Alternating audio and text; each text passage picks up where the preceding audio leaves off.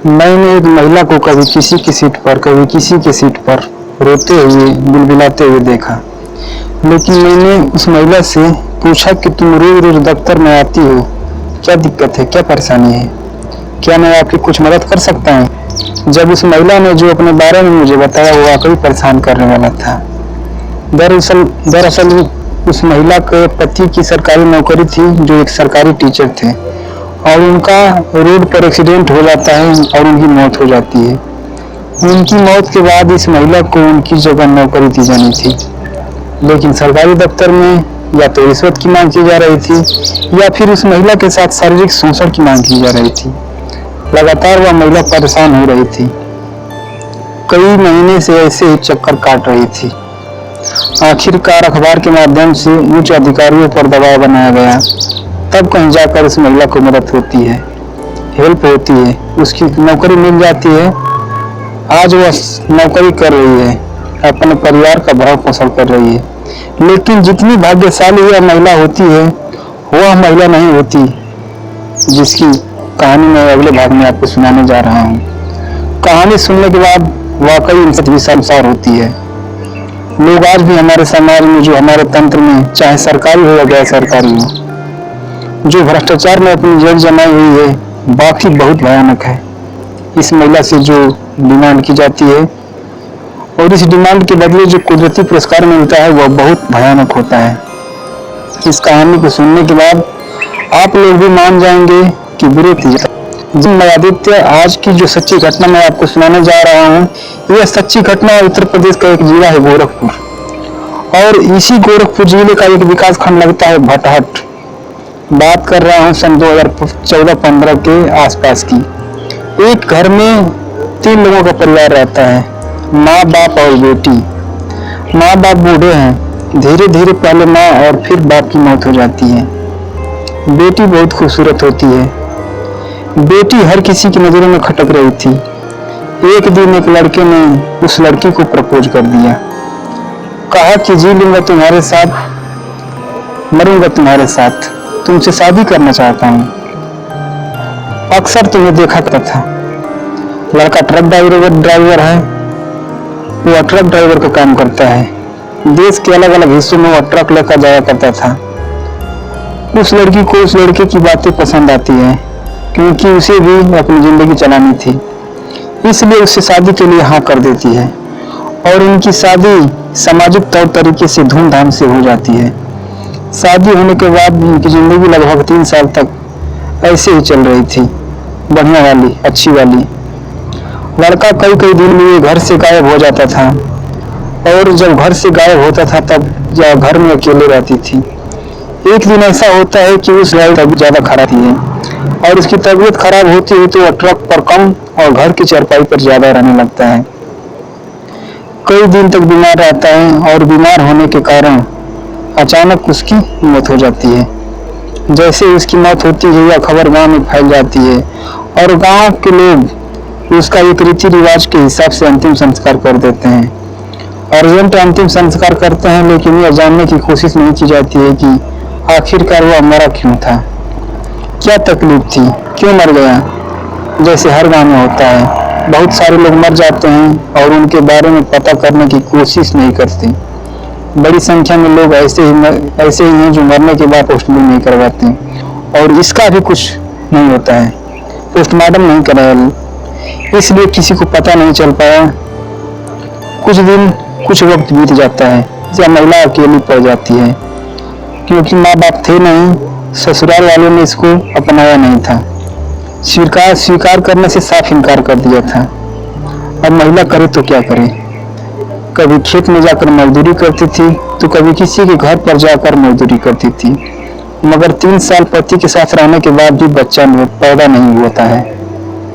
अकेलेपन को दूर करने के लिए, अपने आप को पालने के लिए मजदूरी वगैरह करनी पड़ती थी। गांव का एक दिन रोजगार सेवक उसके पास गया और बोला, अगर कोई एतराज नहीं है तो मैं आपकी कुछ मदद कर सकता हूँ। दरअसल वह महिला बहुत ज्यादा खूबसूरत थी। खूबसूरती के चलते आसपास के गांव में उसकी खूबसूरती के चर्चे होते थे। रोजगार सेवक कहता है कि सरकार की कुछ योजनाएं हैं जैसे विधवा पेंशन, राशन कार्ड आदि। गांव का राशन कार्ड होता है, उससे कुछ आपको राशन मिल जाएगा, तो तुम अपना खुद का भरण पोषण कर सकती हो। कभी कभी ऐसा होता है कि मजदूरी नहीं मिलती है, तो ऐसे में तुम्हारे पास जो राशन कार्ड होगा उससे राशन मिलेगा, और ताकि तुम्हारे पास जो विधवा पेंशन हो, तुम्हारा भरण पोषण हो सकता है। उसके हिसाब से यह बात बहुत अच्छी लगी और रोजगार सेवक से कहती है, ठीक है, अगर ऐसा है तो तुम मेरी हेल्प कर सकते हो। महिला तैयार हो जाती है।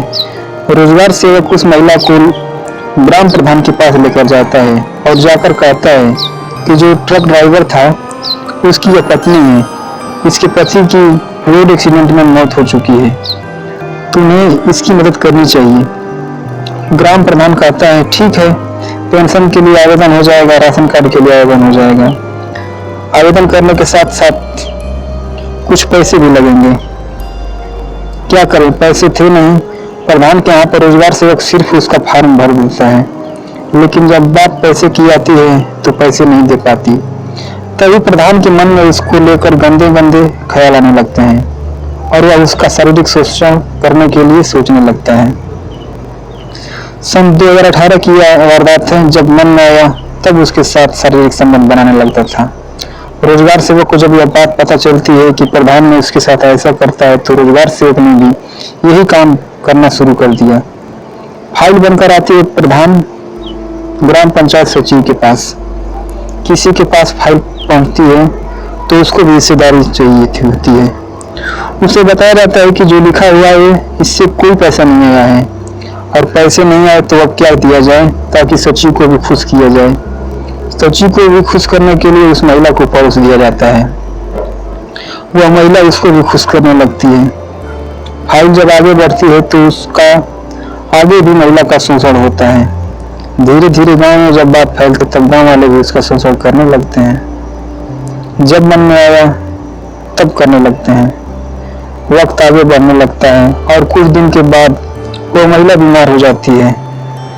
वह महिला ग्राम प्रधान के पास जाती है और बताती है कि बहुत तकलीफ हो रही है, परेशानी हो रही है, समझ नहीं पा रहे हैं कि दिक्कत क्या है।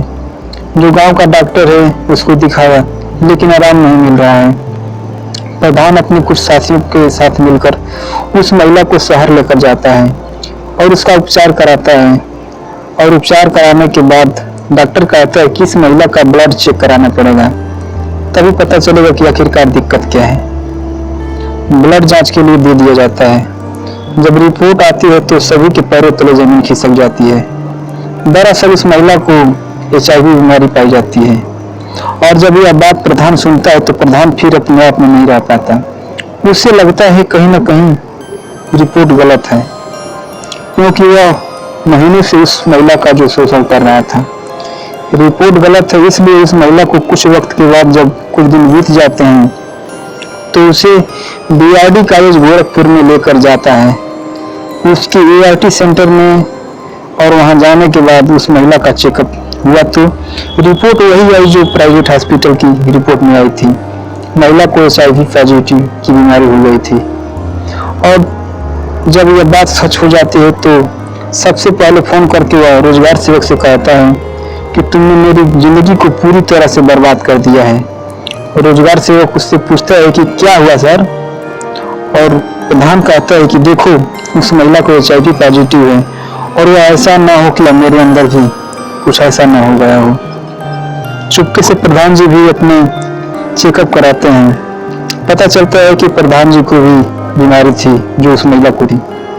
हम बात पहुंच चुकी थी रोजगार सेवक के पास, तो रोजगार सेवक ने भी अपना चेकअप कराया तो उसकी भी रिपोर्ट पॉजिटिव आती है। रोजगार सेवक के बाद अब ग्राम प्रधान सचिव की भी अपना चेकअप कराता है तो उसको भी HIV पॉजिटिव पाया जाता है। अब यह BRD कॉलेज के ART सेंटर से थोड़ी फैलने लगती है, और जाते जाते उस महिला के संपर्क में आने वाले जितने भी लोग थे सभी लोगों ने अपना अपना चेकअप कराया तो उसमें से 13 लोगों की रिपोर्ट पॉजिटिव पाई गई। इतने लोगों को HIV रोग पाया जाता है।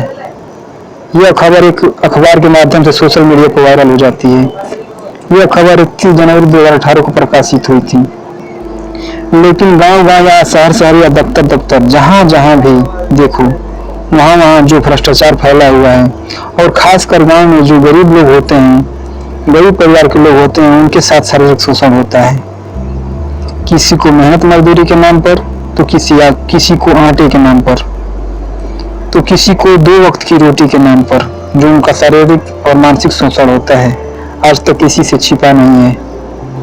इस कहानी में ठीक वैसे ही होता है। एक महिला जिसको मनरेगा मजदूरी दिलाई जानी थी, जिसको पेंशन दिलाया जाना था, राशन के लिए राशन कार्ड दिलाया जाना था, उसके साथ शारीरिक शोषण हो रहा था। उसके अंदर जो बीमारी पनप रही थी, धीरे धीरे ढेरों लोगों में फैल जाती है।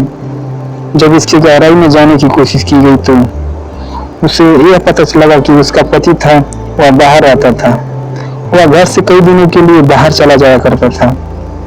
उसका कहीं न कहीं ऐसी जो वेश्यावृत्ति महिलाओं से संपर्क था, जो बीमारी को अपने साथ लाया था, और अपनी पत्नी को बीमारी दे जाता है। जांच के बाद एक नई कहानी बन जाती है, जो कहानी मैं आपको सुनाया दोस्तों। इस पूरे घटनाक्रम को सुनाने का उद्देश्य किसी को परेशान करना नहीं है, किसी का दिल दुखाना नहीं है। क्या करना है, केवल आपको सचेत करना है। तो दोस्तों, इस वीडियो में इतना ही। मिलते हैं आपसे अगले वीडियो में एक ऐसी ही कहानी के साथ।